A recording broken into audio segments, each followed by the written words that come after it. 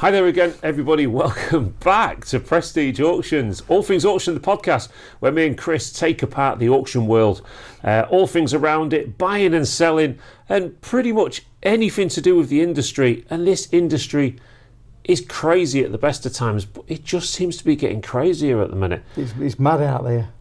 More people are coming in and buying. Yeah. Prices are going up. It's gone mad. I mean, to me as an auctioneer, it's a great place to be, lovely. But I'm sort of feeling the auction buzz at the moment. Last week's auction was, well, let's talk about last week's auction first, because last week's auction, I lost my head and it never came back the whole day. That's the computer glitch. Yeah. Yeah. So just so you all know out there, so we're big. When a big auction day is looming, what do we mean by a big auction day? 1, lots of lots. 2, lots of quality lots. Mm-hmm. We knew we had all of that this last week, and so you start making arrangements so everything in the auction is correct, as you do for every auction, but you just add a little bit more to it when you know it's. Well, when you've got 1,400 items in, yeah, and you start at 9 and you close at 6. Yeah, I mean that's you've got to squash it in, haven't you? You've got to trim time off where you can. Yeah. Friday night, we've got a specialist sale coming up, which we're viewing for today. It's Friday, by the way, so this is the day that this goes out. So I'm thinking I've got to get the special sale done, I've got to get this done, that done, the other done. Checks my computer home, everything's fine. Gets to the point where I've had enough, said to Lisa, come on, let's get something to eat. Do the commission bids that are left. Happy days. Or shuts computer down, switches computer on Saturday morning, all the best laid plans. Computer don't want to work. Don't want to work properly. It's like it's done some sort of update and it's trying to sort everything out. And when we eventually got it, kind of got it going. I like to get that computer going at 8 o'clock in the morning when we get here. Mm. By 10 past, I'm walking around, milling around. Everything's good. Everything's set up. Everything's right. Which is why you'll often find I put YouTube on early, even before we start the auction, because I need to know it's running and everything's good in the world. Yeah. And there's a few settings to do on there as well, aren't there, with playbacks and stuff and things. So, did all that, and we eventually got it going at 10 to 9, so I've been working on it for like an hour and a half at this point. And then somebody rings up, well, on YouTube, you look this big in the distance, we can't hear you properly. At that point, I know it's not right. But at this point now, my head is already mashed, and then I'm thinking, I needed to start putting the hammer down at exactly 9 o'clock. Because if I didn't, we're gonna run into problems. Yeah. So that didn't happen. Luckily, I bought another computer. I had it here and I had it set up just with the minimal amount of stuff on it, and we managed to get it into the auction. And I think we started putting the hammer down about 6 or 7 minutes past 9. You may sit there and think, well, 6, 7 minutes past 9, that's not bad. You're only supposed to start at 9 o'clock. Losing 6 minutes in an auction that size is critical. It's already 20 lots, isn't it? When you knew you had a jewellery cabinet as big as you did, which slows the auction down every single week, you can drop from 180 to 200 lots an hour on the jewellery cabinet down to 120. Yeah. And then that's just putting you behind all the time. All right, great, we're earning good money out of the jewellery cabinet, which is fantastic for the auction room, but you've got all this in your mind. And because they bid quite slow on jewellery, don't they? Yeah. There's a lot of thinking. It's big money, isn't it? There is. I mean, when people are spending hundreds of pounds against £4 and £5, people have got to be given that thinking time. Then the telephone bid comes in, and sometimes it can take sort of like 3 or 4 minutes to do an FD item, can't it? Yeah, and then all of a sudden you're starting to hit problems. And anyway, we kind of got through it. Lisa was basically doing is using the picture pack that we loaded onto Facebook, and of course Lisa was up there. Then that stopped working as well. And I noticed this week you had a great run of, I can't remember what the items were, but they went down quite. It was the baby bowls and that. Well, somebody didn't buy one or more. No, I know. There was so many opportunities to buy like a run of things, but somebody wanted the one in the middle, the one at the end, the one here. So it took twice as long. So the little gains we thought was going to have through the auction they even took longer, didn't end up being gains. They actually took longer than they normally would. Yeah. So amazing auction, fantastic auction. fraught with problems. I've got to say this. She won't watch it anyway, but Lisa absolutely pulled us out of it last week. Yes. She got up on the rostrum, and I don't know this for sure, but I said something. I'll admit what I said. I just this is an awful thing to say, but to me it is. One of the things I've always stated since I opened Prestige Auctions was there isn't a day that I get out of bed thinking I've got to go to work. Oh God, I've got to go to work. That sort of thing. Never have, and I still haven't, to be fair. But also, there was another problem. There was a problem with something we needed to look at in the auction room. That's another story. So I came out of my break, went straight onto another issue that we'd got, spent the next 35 minutes trying to solve an issue, didn't actually get a break. Then something else went wrong. I'd also had a text about something else that put my mind in a different place. And I actually stood in the office with Tom and Liv last Saturday, and I actually stood there with my head down and I just went, I could just walk out. It all built up. That's how much it had got to me. Yeah. You know, people don't understand. They see the Lisa and the Carl and the Chris, the Chris and the Tom and the George. They see everyone on YouTube having fun, having a laugh, that this is a great place to be, and it is, don't get me wrong, and we do have all them laughs. But we don't necessarily record the problems so much. I said this the other day, it's like when it used to be sub 1,000 items, it's easy to manage, isn't it? It's a smaller auction. You've got more time for it to go wrong. You know, you can put things right. So 1,400 items is a big day. 1,400 items could also bring 1,400 problems. Yeah. And when it goes wrong, there's not a lot of time to sort out. No. You've got very little time.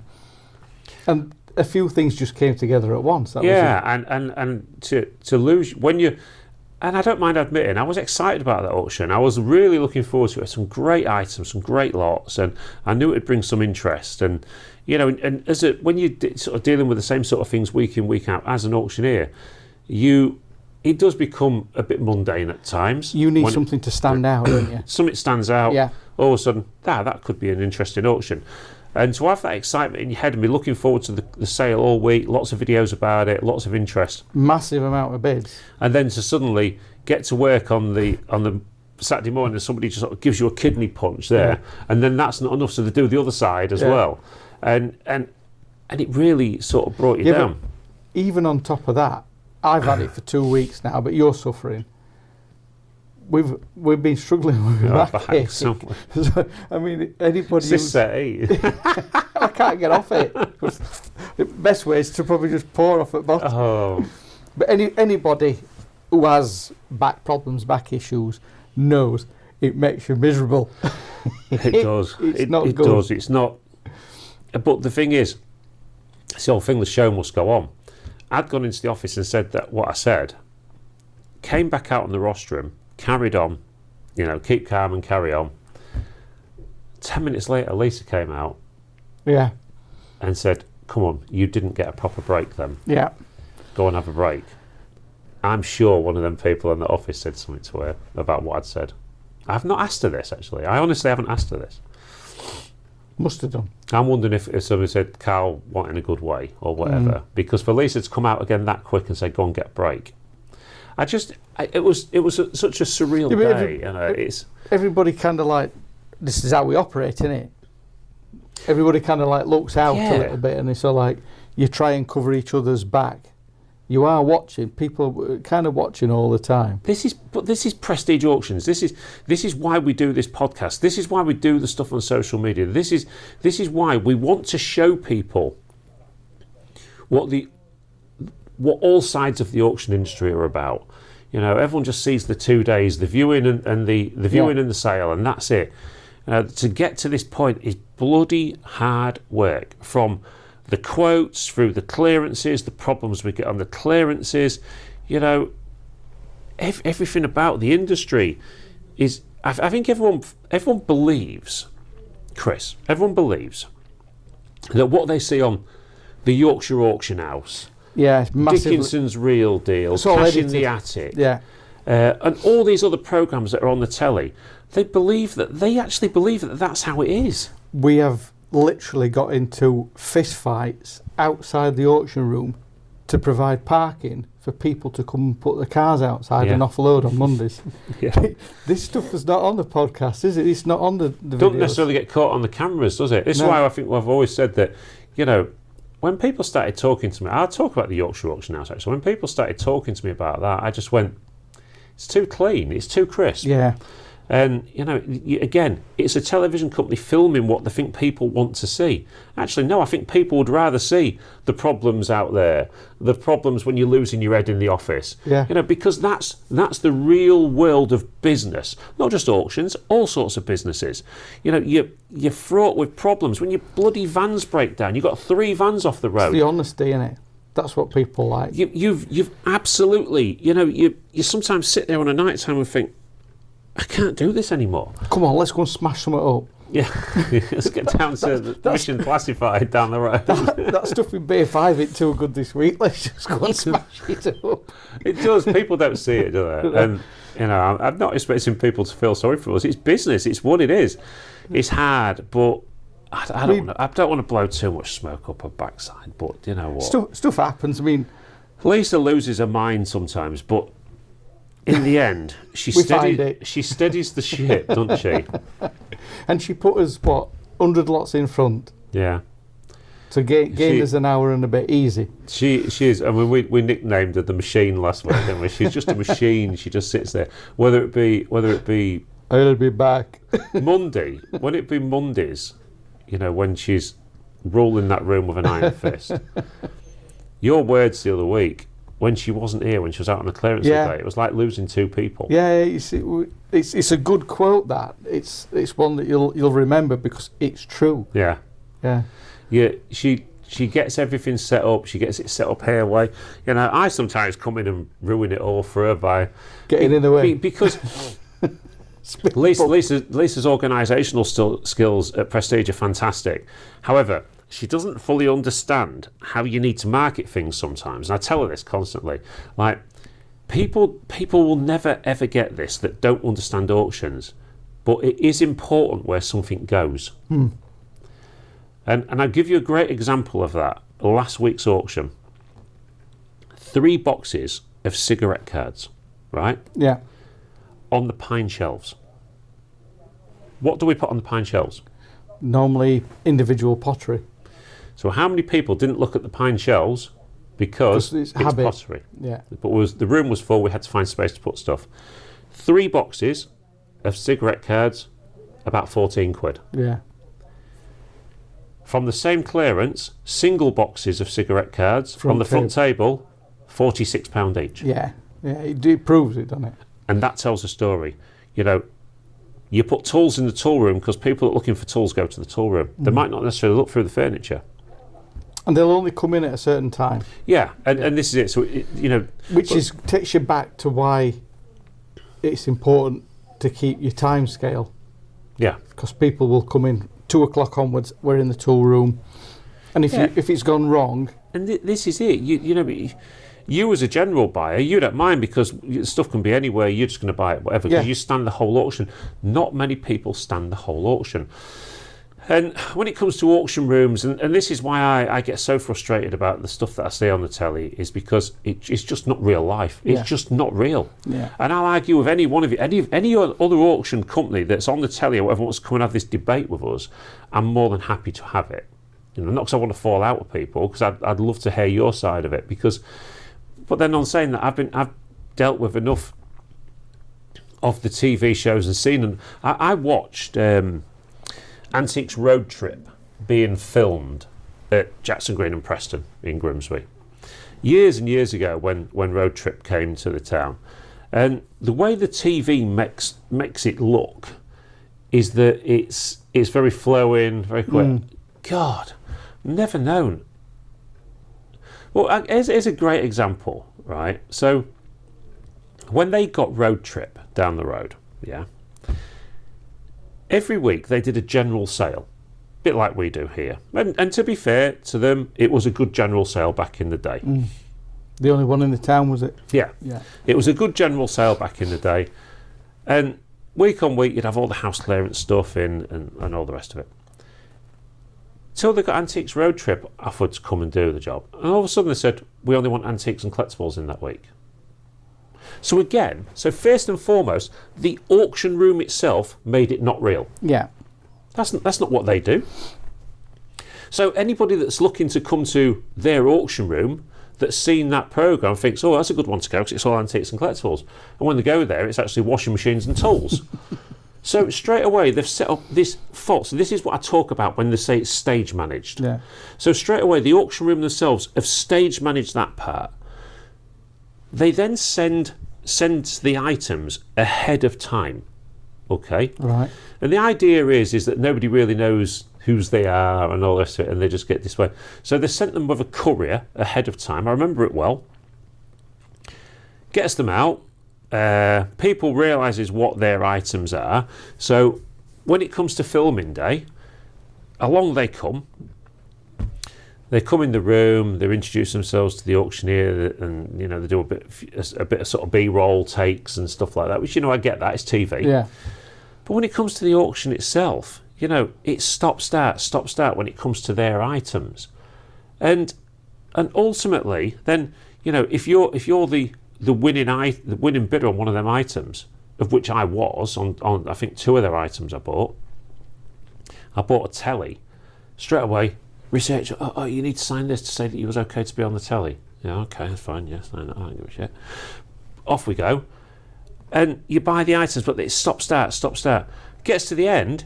They stop the auction. They're like had an hour's break. Paul Hallam was at the auctioneer at the time. As an hour's break, what they're saying to him, well, they bring this. They go off in the tally-ho in the car and all the rest of it. The posh Just car. go on a transporter. Drive it round onto Freeman Street. Get out. Get in a car thingy where a people carrier, and then load it up onto a transporter and drive off. So anybody that sits there and says to me, no, they're not stage managed, it's how it is. No, it's not. I don't agree. They've got to come here, and they need to come here. What channel do you think they'd put it on? Do you know what? Dave. Chris, I've got to be honest. If I had to... This is how passionate I feel about it. If I had to stage manage my auction room to suit the TV, I wouldn't do it. Mm. I don't care how much publicity it gets us. We're busy as it is. I don't care how much publicity that would bring, which is why we do YouTube, because I want to show it our way. As it is. As it is. And not stage managed, and so people can watch and have this false impression of what happens in an auction room. When you brought the footage up from Monday, we all look like geriatrics wandering around with boxes. There's only George and Magic that looked like they were normal. Because they were young and fit. Everybody else is like... Everyone else. Yeah, Prestige Auctions, we do a Monday and spend 5 days recovering. It is, yeah. that's pretty much now how it is. I'll be all right by next Monday. You know what, Chris?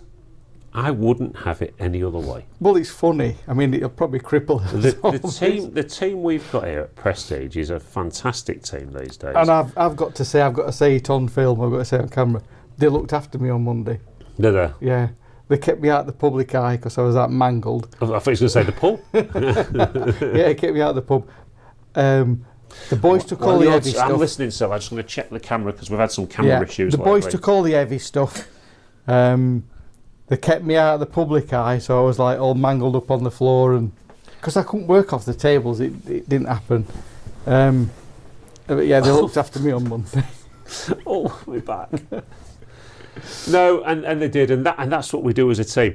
So this almost sounded like a proper podcast today. We're talking about the industry and the things and the problems that we're up against, But so let's talk. Let's go away from that a little bit now. So we've got quite a bit to get into this podcast because I've got a subject for today, which is for later. But So what's happened at Prestige this week? Well, we did the house viewing, of course, on Wednesday. Yeah. This was for the house that we're selling at North Thoresby in next Thursday's auction. Sorry, I keep saying Wednesday. Thursday's auction, 23rd. You can view that on Easy Live Auctions. Legal packs are available to get. We had quite a few people turn up to have a look round and mixed reactions. Some people I think it really worked for. Other people I think probably needed maybe a bit more doing to it than what they thought. But like the last guy that came, everything's cosmetic. It's nothing major. So it was an interesting day. That's going to be an interesting auction, that one. Yeah, I mean, will it draw a bid? I don't know. I honestly don't know. I couldn't call it at the moment. It's 150,000 reserve, £150,000. Let's face it, for a house that size, North Thoresby with all that land, you can't even buy a decent terrace. Or can you? I don't know. I don't know what the price are of terrace these days. I don't know, but we got lodgers on site for 135,000. So yeah. What can you buy for that money? Well, I looked at it like I was talking to one or two people that came to the viewing, and you think that, you know, you've got presently on the planning that's there, you've got 2 holiday lets, which I thought was 10 months a year. It's not. It's actually 12 months a year. Right. But you've got to have a permanent address elsewhere, which kind of makes to me, it just makes a little bit of a mockery of it. If you've got 12 months a year there, and as long as you've got a permanent address elsewhere, you could stay there all year. Yeah. As long as you've got a permanent address elsewhere. Somewhere else, yeah. Is that not how it works? What's the council know. tax on that? I don't know. It's not. It might be reduced. I ain't got a clue. But you got this, and me personally, I think if I was to buy it, no, I'm not. But if I was to buy it, I would certainly be seeking to try and get it turned into residential. And I can't. We had this debate several times on site the other day.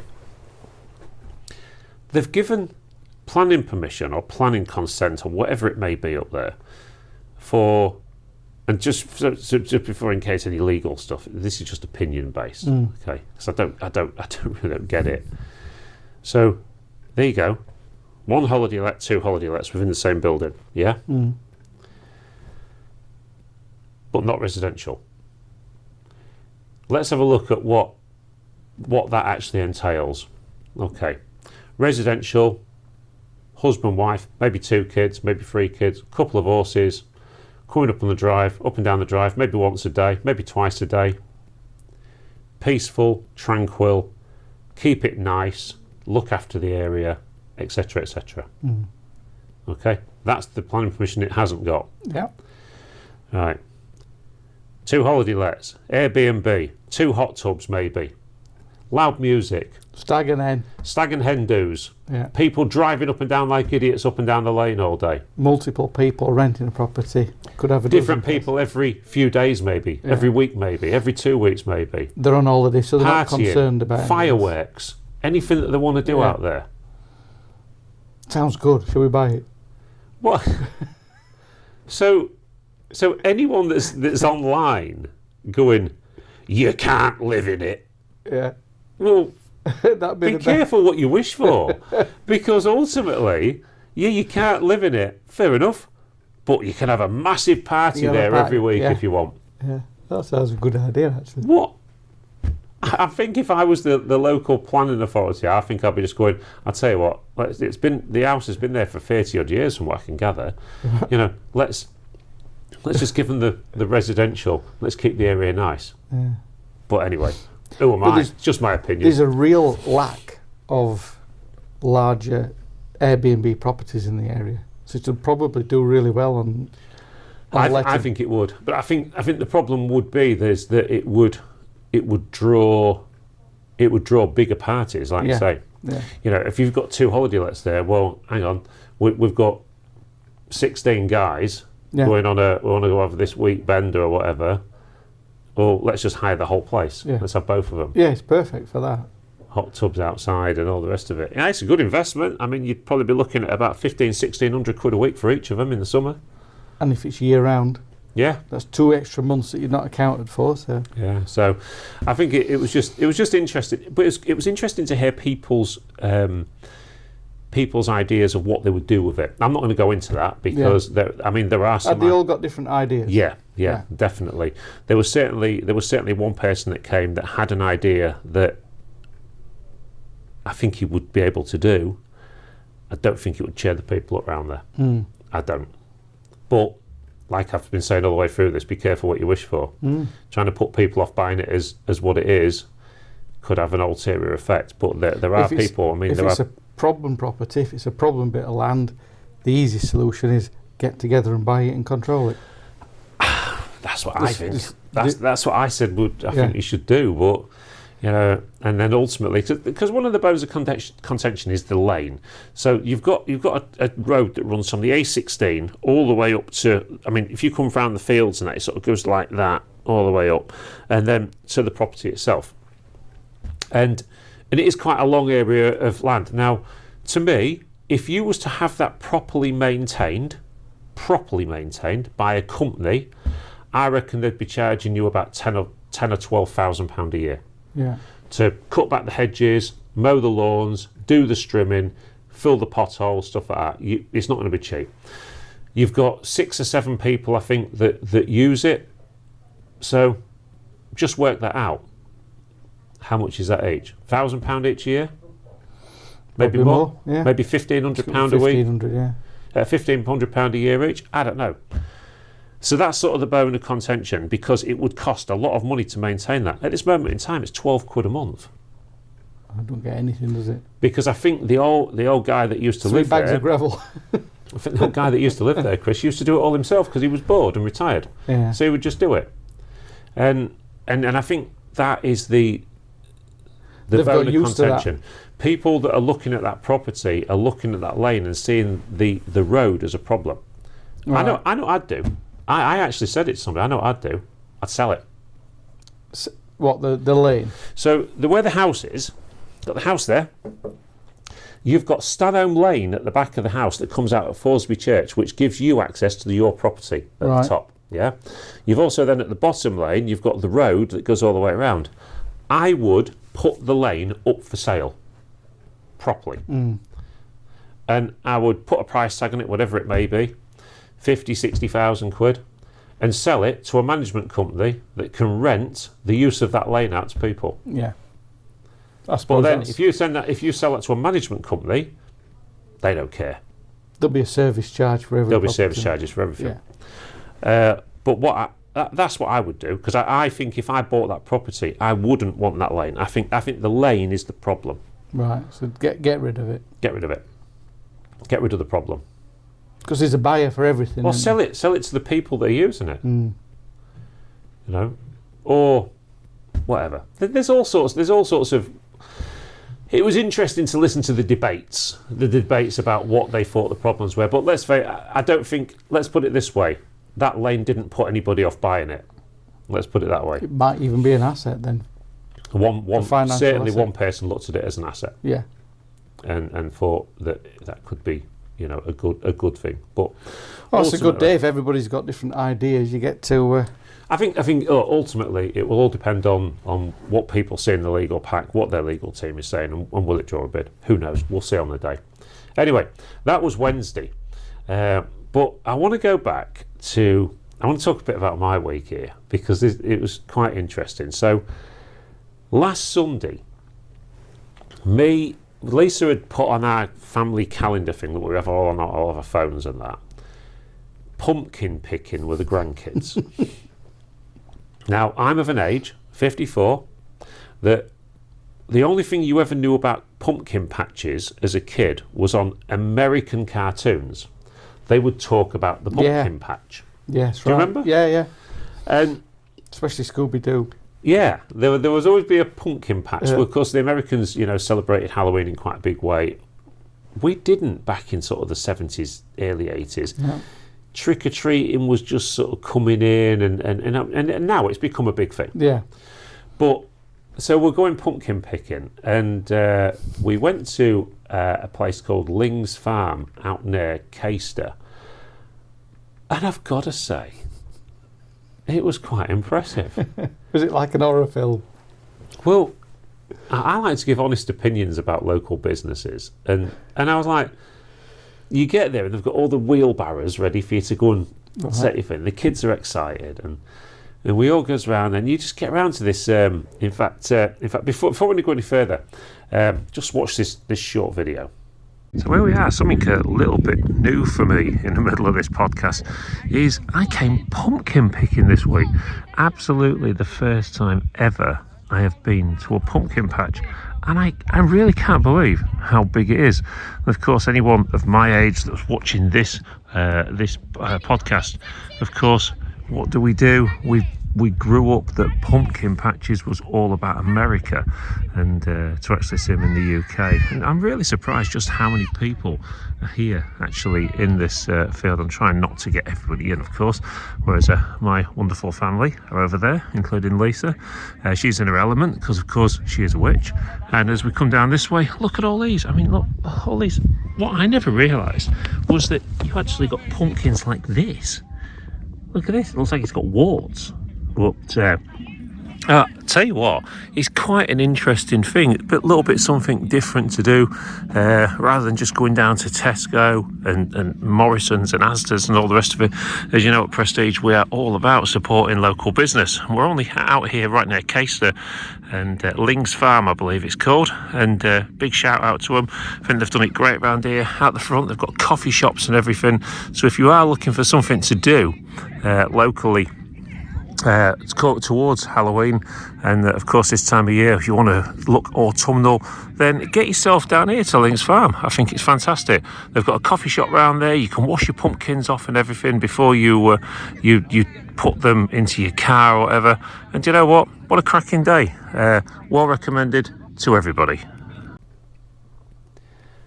Are you saying from that video, how many pumpkins? It just seems to go on forever. Do you remember that field on the way to Cambridge when we went like cross country?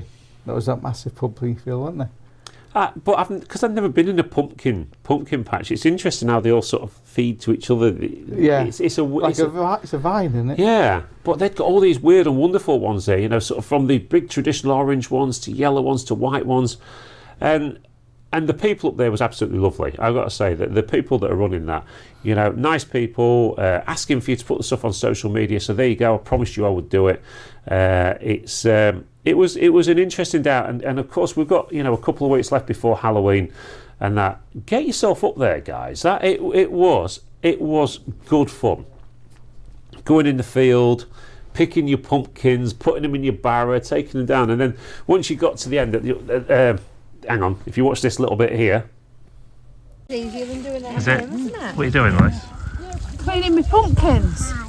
It's good that it's on a hay bale as well, because the water just trickles through. Pretty cool. This is a bit of a strange looking pumpkin you've got there. Good job, right, should we give that one to Daddy? Yeah, all the facilities here. You even get to wash them before you go. I want to get hunted. That's Lisa washing a pumpkin. So you've got like these straw bales, and they give you the hoses so you can, because the way a pumpkin actually lies, I never knew this till last Sunday, is it sits on its side, so they can be a bit flat on one edge, especially the bigger they get. You had a pumpkin education. and never even thought about eating one. I don't think I've ever eaten it. Anyway, so cleans the pumpkin down, puts them in the barrow, and then off you go, put them in the car, take them home. Lisa's done a little display outside the house of pumpkins and conkers and stuff to sort of get it autumnal and whatnot. And what a great day. Ling's Farm out at Caister there, or near Caister. It was just one little issue. I just thought I've got to say, It's coming. and I thought this kind of spoiled it a little, but I like to give constructive criticism. The coffee shop caravan on there was extremely expensive, in my opinion. I think, you know, well, I'm not going to go into the prices, but it was expensive. I thought that was a. But is it expensive? I don't know, because you've got these little posh caravans that go around to events and that these days at weddings. They do prosecco and all the rest of it, and the prices are expensive. Maybe it just seemed expensive to me because it wasn't just me and Lisa. We was paying for, obviously, me, Lisa, Stephen, Lois, and Charlie and Brody as well. and with 3 bits of cake, 5 hot drinks, a can of Sprite, and 2 bottles of fruit shoot, 47 quid. See, these little catering caravans are always pulled by £50,000 people carrying vehicles, and you often see them outside country houses and they back them up. Yeah, but I mean, they're doing all right. It is what it is. It is what it is. I mean, yeah. But the thing was with that. Granted, we bought a few pumpkins. Stephen and Lo bought a few. We bought a few for sort of displays because it's all autumnal thing these days. But I can't help but think, and I said this to Lace on the way home. I went, how does an average family, guy works in a factory, Mrs. maybe works part-time doing a job, that are paying a mortgage, that are having to pay with all the stuff that's gone up in price so much these days, how do they go and do that? How do they go pumpkin picking? They're certainly not having the cost. I can't say it either. Pumpkin. How can they? Yeah, if they're going pumpkin picking, fair enough. They might go to the pumpkin picking side of it. It's good there, and maybe just buy 1 pumpkin to take home and carve for Halloween and that.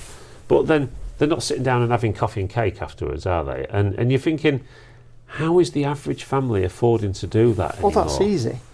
When me and Lisa was younger, we would have never been able to afford that. No, you see, like on round about the 27th, when it's late at night, they go around everybody else's houses and take the ready carved pumpkin from outside that house and take it back to the next. Yeah, but there is a problem with that. It's called theft. That little thing called theft.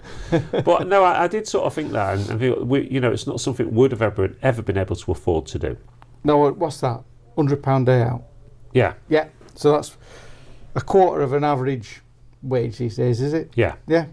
And you do think to yourself, it's quite on top of everything else. Yeah, I think because of the economic strains that are on families these days, I know that me and Lisa would never have been able to do that back in the day, and it's a shame, really. It's another thing, which is an average thing, which is now a luxury.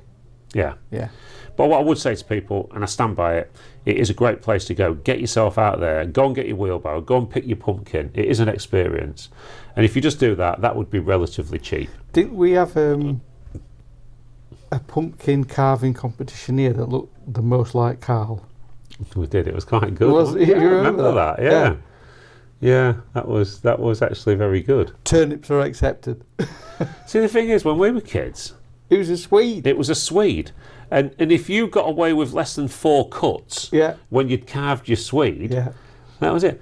But who eats the pumpkin? Somebody actually gave us a tip the other day, said that if you've got pumpkins and that, once you start getting towards the end of it, rather than just chuck them in the bin, you should split them up and drop them in the woods and the squirrels eat them. I don't know if that's true or not.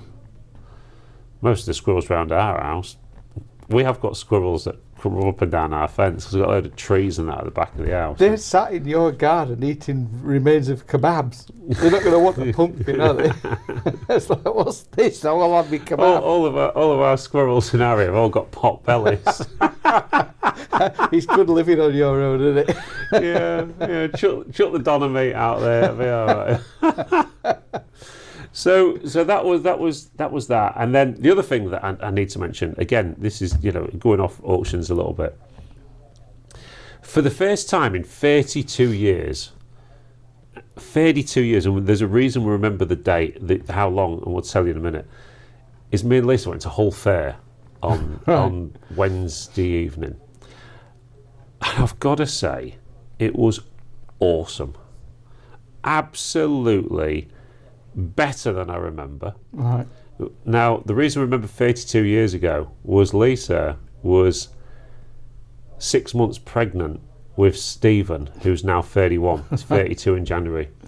So we know it's 32 years since. And also the thing was as well, I think we went with my brother. So I didn't even have a driving licence then. Not legally. Did you need one for Hull? And we... the night we drove back, we lived down Wilson Street back then, and the Ben Eubank fight was on that night. That night we went. I've got the programme for that. Going off tangent. Yeah. Yeah. But Hull Fair, my lasting memory of Hull Fair was when you got there, when you got onto Walton Street, was all the smells from the food vans and that. Yeah. And it was no different. It's almost like half a mile or so of bloody everything you can think of to eat, and the smells. I could have had everything. We ended up actually going to, I think it was called Bob Carver's chip shop, which is a Hull-based firm, which I quite liked, and the fact that it was a local business. Local one, yeah. And for £7, you got a scoop of chips, a fish. They called it a fish patty. I would call it a fish cake. Yeah. And some peas on the top. £7 a piece. There was 4 of us there, so 28 quid. The queue was humongous, and it didn't go down. And fair play to them. Everyone on there seemed to be doing good business. Shows you there is money around. Yeah. But once you got onto the actual fairground itself, once you got past all the food stalls, it was just look at this little video. Nice and steady does it. You've seen the winners, you've seen the prizes. Nice and steady does it. Nice and steady does it. Everybody's winning. It's a brand new colours game. A brand new colours game. Yes, winner. Winner, winner, winner, winner, winner, winner, winner. Nice and steady does it, guys. The difference between 32 years ago and now was LEDs. LEDs have made a humongous difference. Everything would have been those screwing. Sort of screwing lights and things with normal sort of yellowy light bulbs and that would be put into coloured cones and things to light up the things. You look at the brightness of the fun fair now, and they're all using smoke and lasers and everything. But what a buzz! What an absolute buzz! And this goes out tonight, and I think tomorrow night is probably the last night. Right. If you do get a chance, go. It was awesome. When we came out of the fun fair, we did the ghost train and the big wheel. By the way, that was it.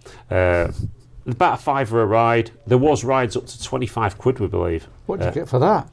I think it's one of the things that fires you up in a ball and stuff like that. But I think you only have like couple of people in it each time, so you can. Oh, them like reverse bungee things. Yeah, something like that. And some of the rides were a bit more expensive, but sort of the average price for a ride was a £5, which you're going to expect these days. Especially you look at some of these rides now. I mean, they had better rides in there than they had at Pleasure Island. And a mobile fun fair. I mean, you look and you think, how the hell do they move all this? But fair play. Where did they move on to next? I don't know. They must do a circuit, these guys. Yeah. Well, I think Hull and Nottingham Goose. Yeah. Are the ones where sort of all the big boys come together, aren't they? They make a biggie, don't they? Yeah, and they are. What a great evening. A real nice night. And when we came out of the fun fair, we went to a stall on the food mile again that did pots of crumble. Never seen this on a fun fair before. So you can choose your apple or your cherries or whatever, and then they put the crumble on loads of custard, and then you can have like a topping. Well, we had them posh biscuits anyway, whatever it was. It was nice. And I like a cherry crumble. Yeah, I like a cherry. I had the mixed fruit crumble, and walked away, and then people that I was with, she bought a big bag of donuts as well. So, and then we walked. Well, we walked down. I believe they call it Spring Bank in Hull, and we was going to finish our night off by nipping to the casino, which we did. And they went, it's just a short road. It's just at the end of this street, or sort of 3 mile later. You what you done? Oh. I'm full of crumble, chips, fish patty, peas, donuts, and I'm wobbling along. I bet you were hungry by the time we got there. Oh God, mate! I just needed a pint, and that's what I had. But no, if you get a chance, or if you don't get a chance tonight, I'm sad that we waited 32 years to go again, because it was worth going to. Fantastic. So there you go. That was that. Anything? What sort of week you had? What have we done? Well, I've made a couple more things. What you made now? Another light out of an old projector. Why not? Because we're getting to that point where everybody's got the same gear in antique centres, so you've got to make something different. Got to make it stand out, You've got to have the store looking a little bit different.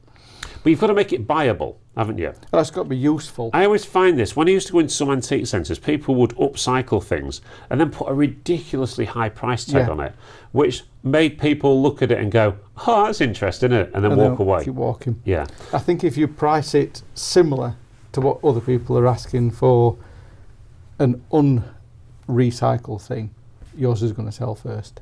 And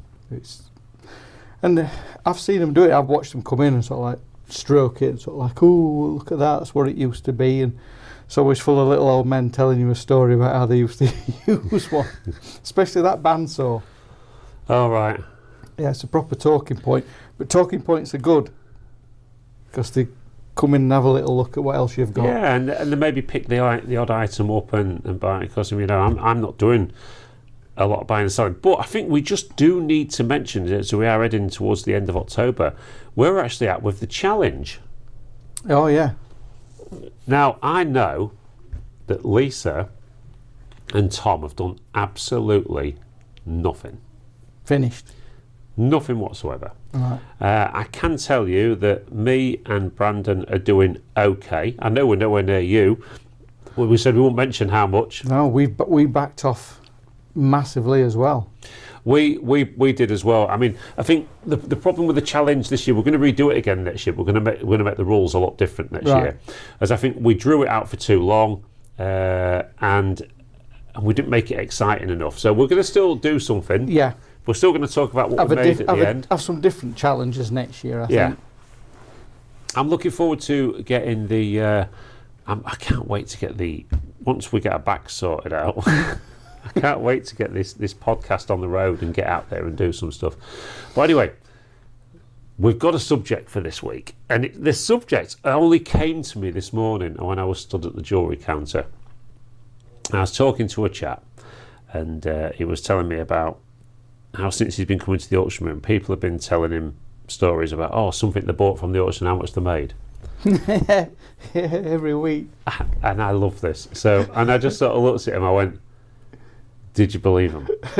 And he went, well, yeah, they've got no reason to lie. And I went, come on. I've been in the auction industry, the buying and selling industry, a long time.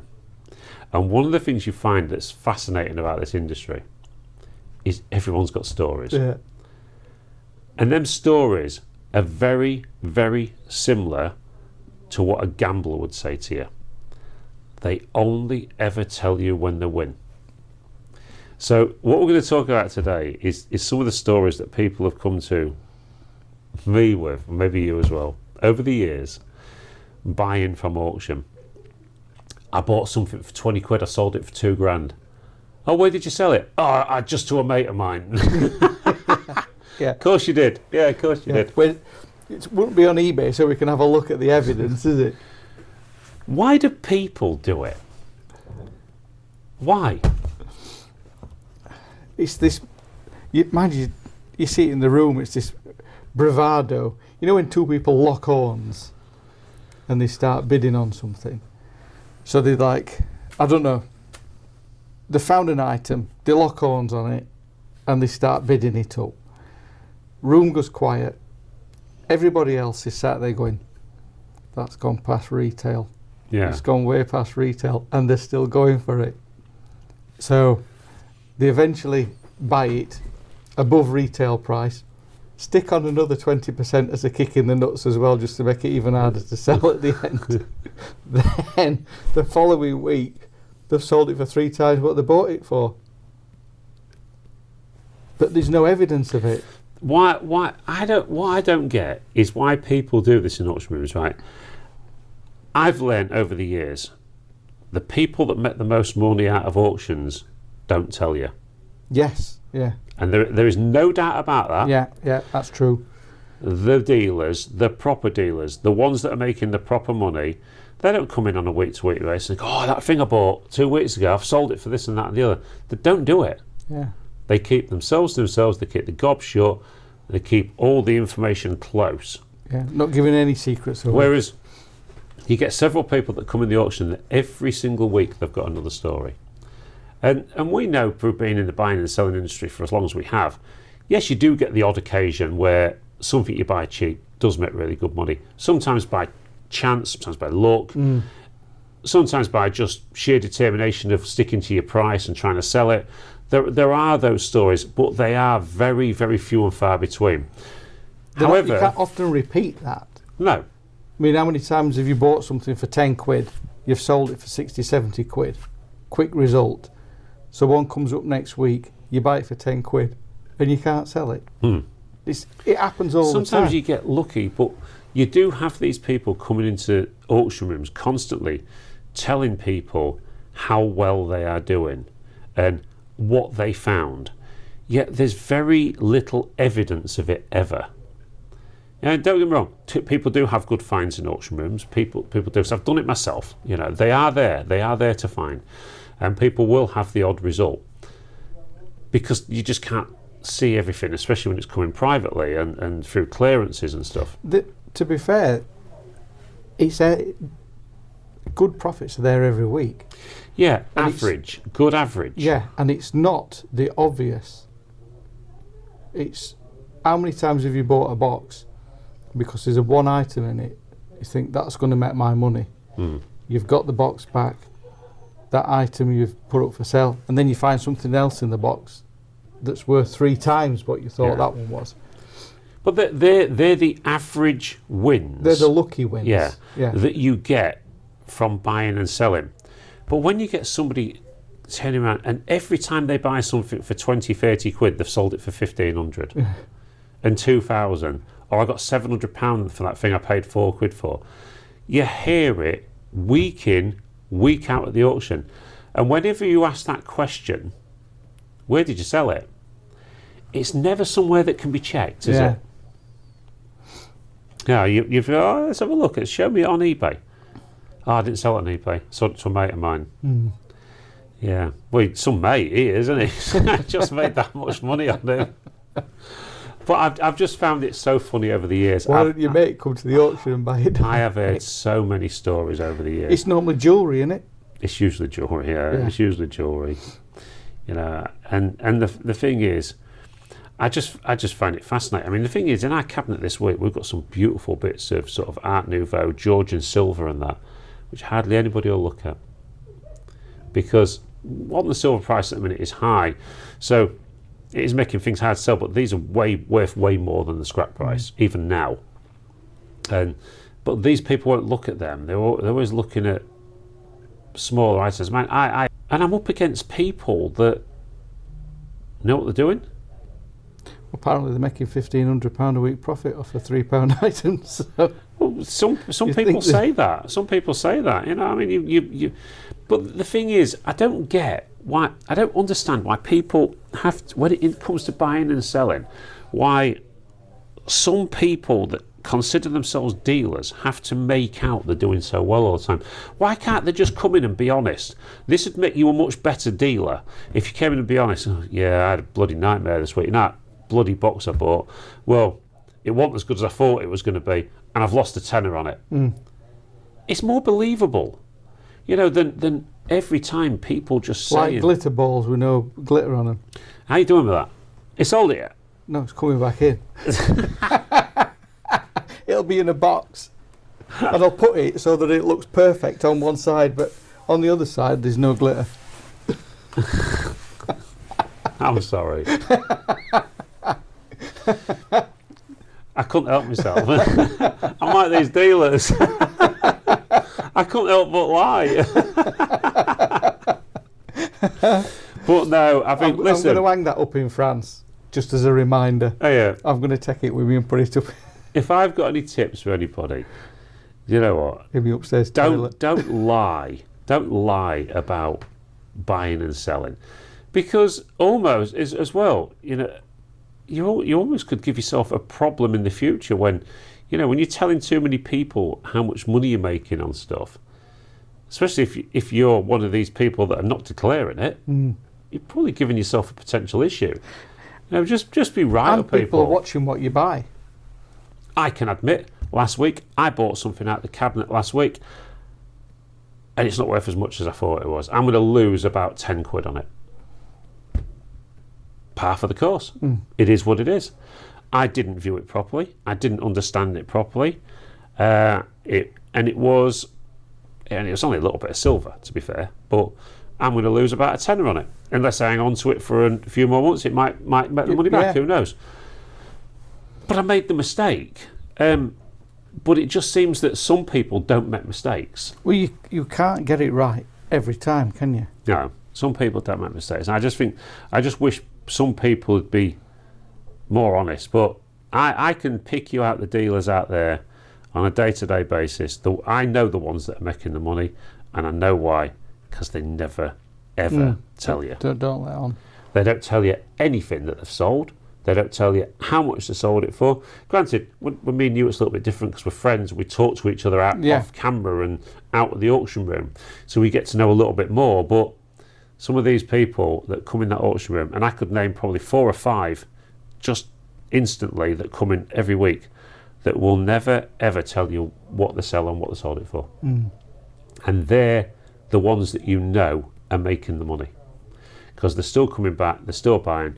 I don't understand why people feel they've got to tell everybody everything, what they buy inside the auction room. It's not. Well, I love it. I love it because it makes more people want to bid. But it's not really the clever thing to do, is it? Well, people watch what you buy then. Yeah. But you can have fun with that as well. Well, you've got to be careful in an auction room, of course, because you can soon get stuff landed on you. Yeah. And I know a precious metals dealer that was going around auction rooms, and this is some years ago, but he was going around auction rooms and he knew his stuff. He proper knew his stuff.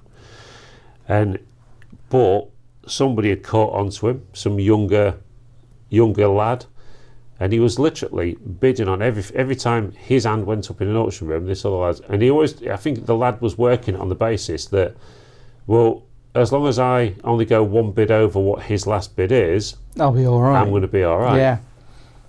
Well, the older dealer caught onto this and was all over a silver tray that was unmarked. Said in earshot of the guy, I don't think anyone's noticed that this is a silver tray, so I'll be having a go at that.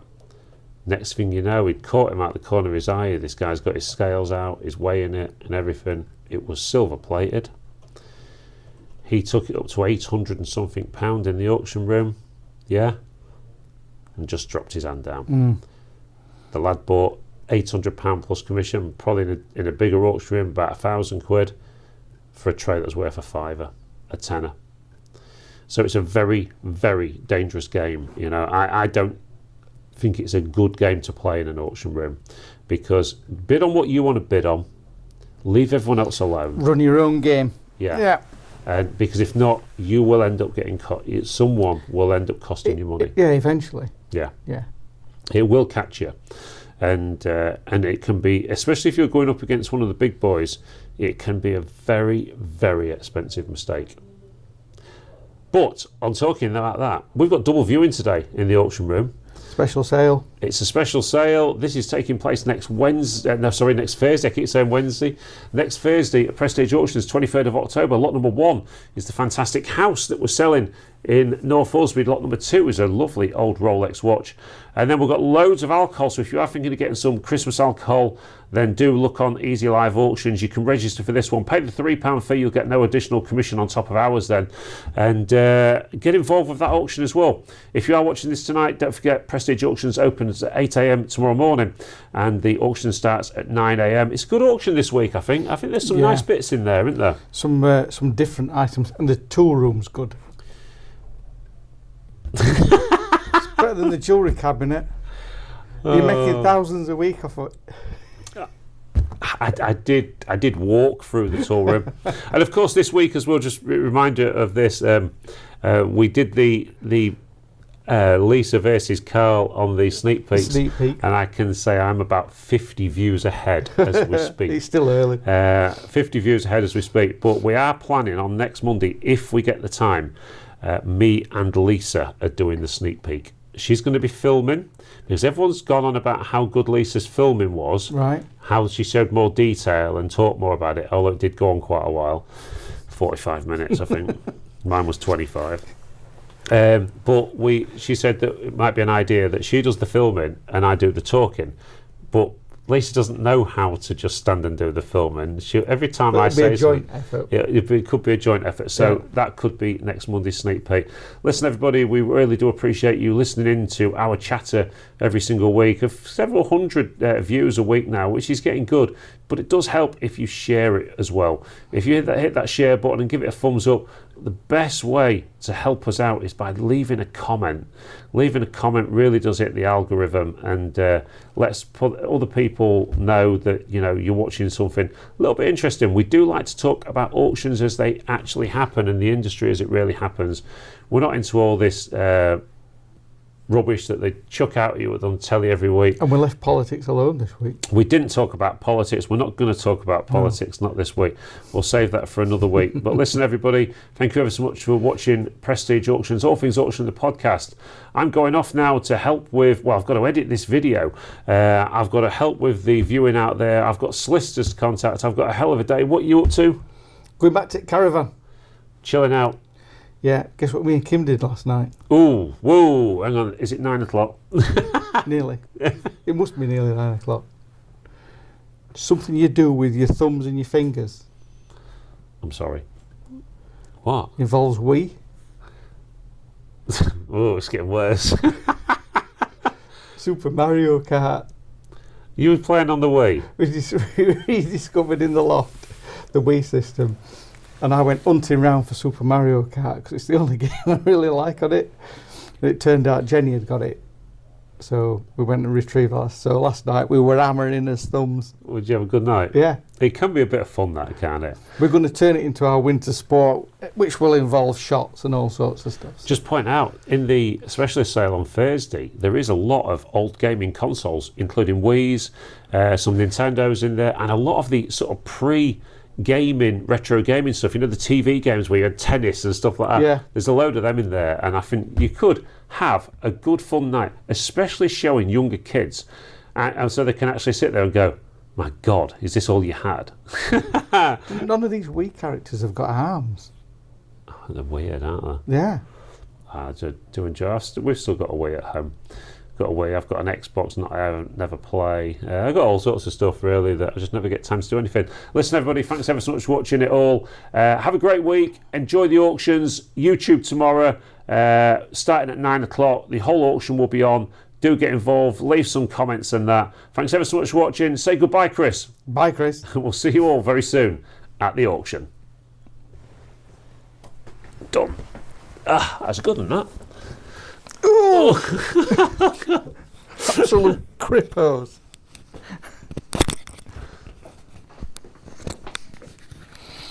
And yes, everybody, I left that in.